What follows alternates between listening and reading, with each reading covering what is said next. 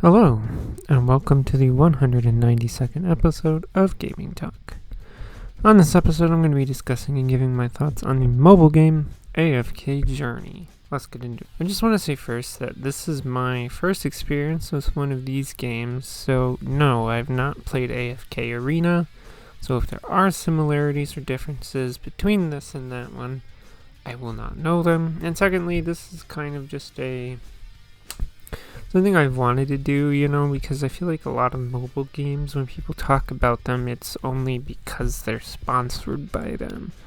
So I wanted to give a unbiased, unsponsored look at a mobile game. Maybe I'll do more. Now, I've been with AFK Journey since a little bit after its initial global release.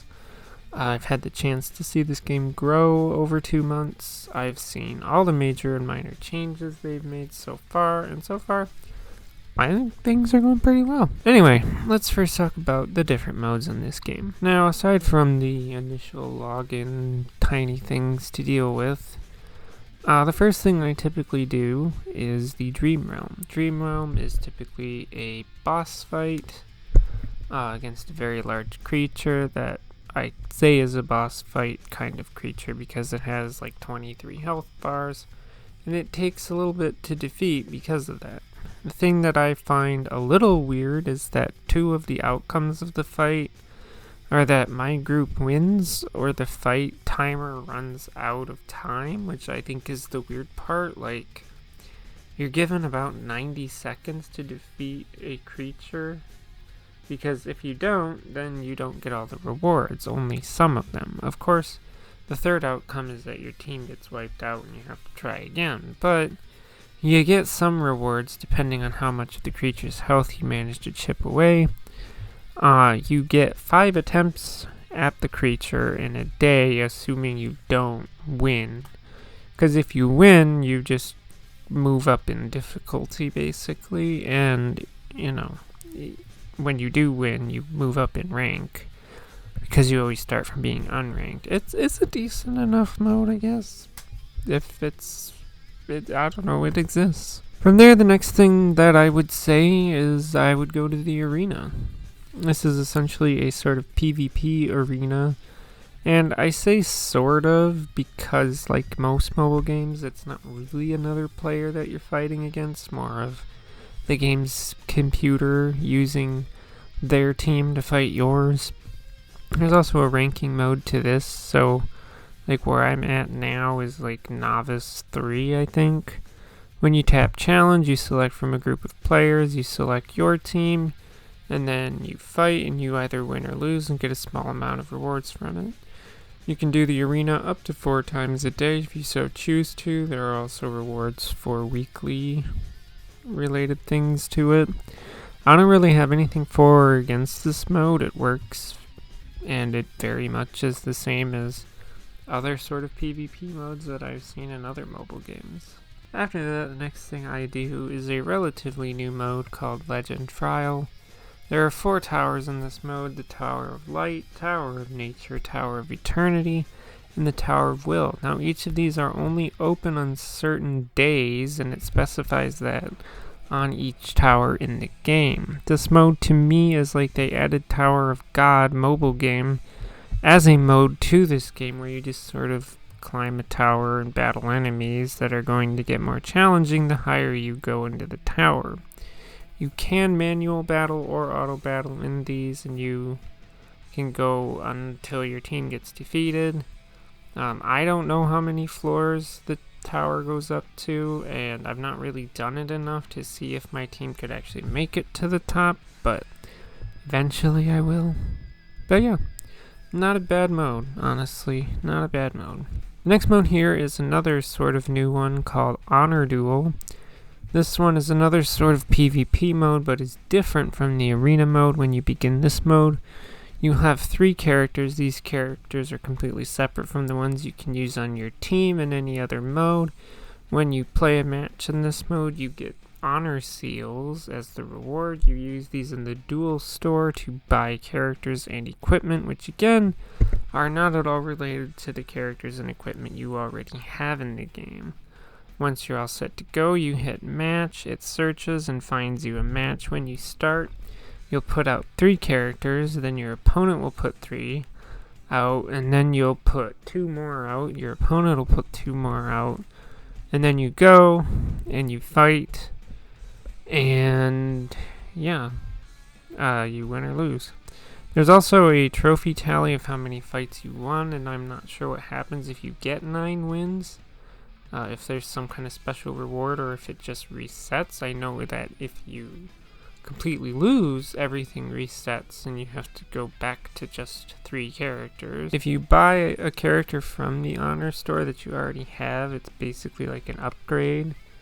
So if you have a character who's an epic rarity and you buy enough of them, you can level them to be a whatever the red one is called. I can't remember at this time. But yeah.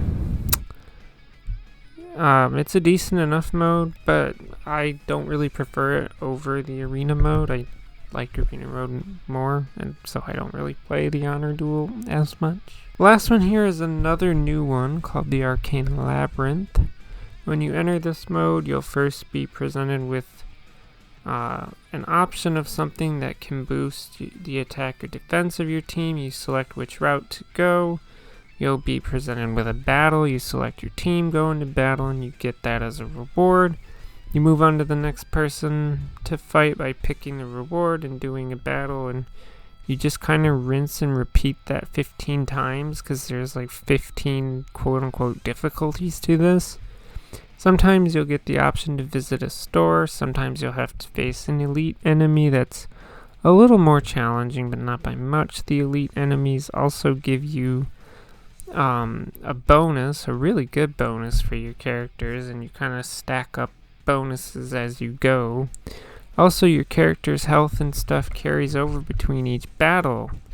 This mode, more than anything, is just really boring because you do the same thing for 15 sections. Each time you do it and win, the difficulty goes up.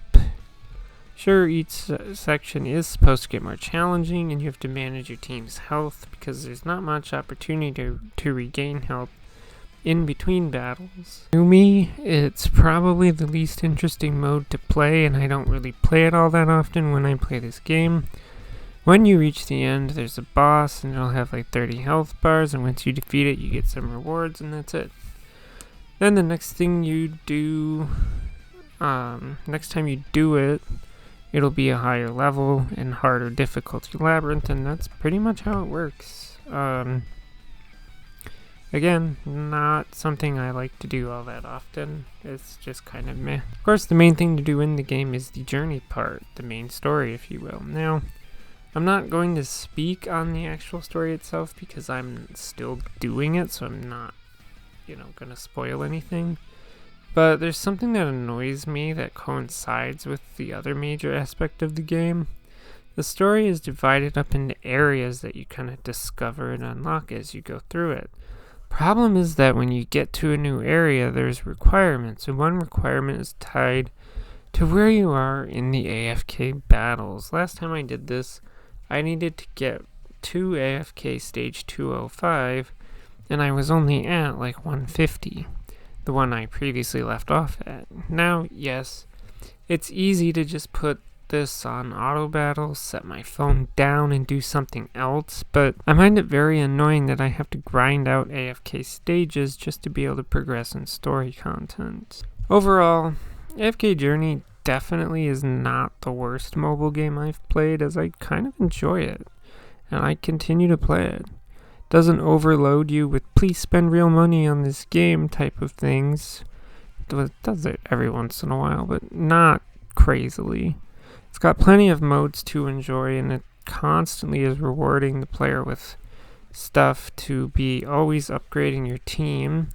Pulls are nothing to go on and on about, as I don't see it being any better or worse than any other mobile game that does random pulls for characters.